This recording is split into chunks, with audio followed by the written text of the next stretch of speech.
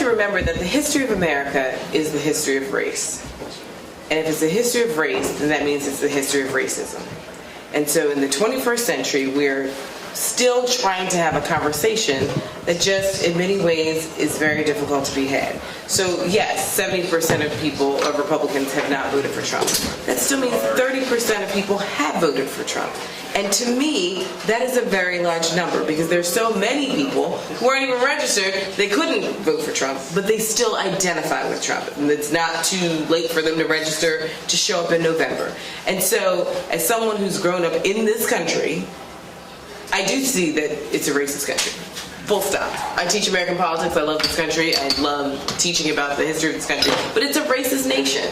And so if we think about sort of the beer goggles that everyone put on when Obama was elected, it's like, well, that's to make you feel better. Because Obama's from everywhere and nowhere. He's like that sort of, Zen board that you can get a sharper image and you can paint your own racial ideas on him and so that they reflect whatever it is you need. But that's not a real racial conversation. Because we know that if Obama's parents were alive, he would have gotten elected. If his dad was from Detroit, he wouldn't have got elected. If his dad was from Nigeria, he wouldn't have got elected. Like, there are all these perfect circumstances that sort of drop him into America as Superman because he's from everywhere and nowhere. And so he's specific. So we can't say that we're post-racial if we know that we can only work under these specific conditions. And so my fear right now is that we are at a point where we need to have a conversation, but this country has never been built to have this conversation.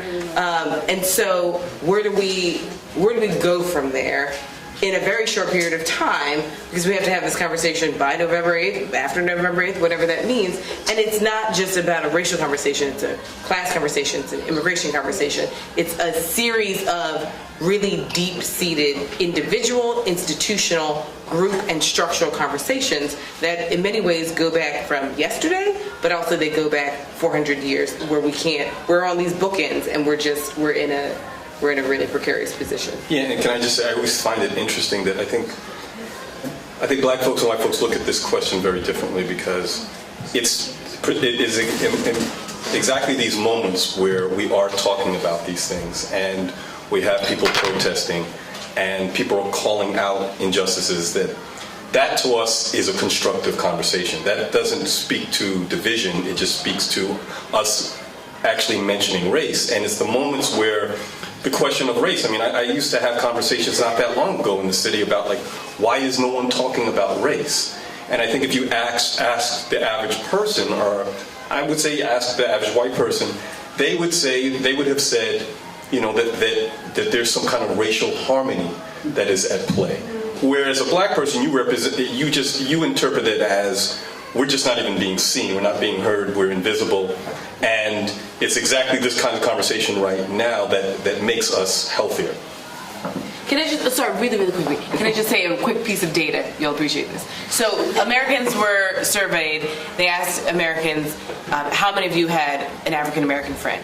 40% of Americans said that they had an African-American that they truly identified as a friend. The follow-up question was, that person cannot be in your employ. So how many of you have an African-American friend? That number dropped to 10%.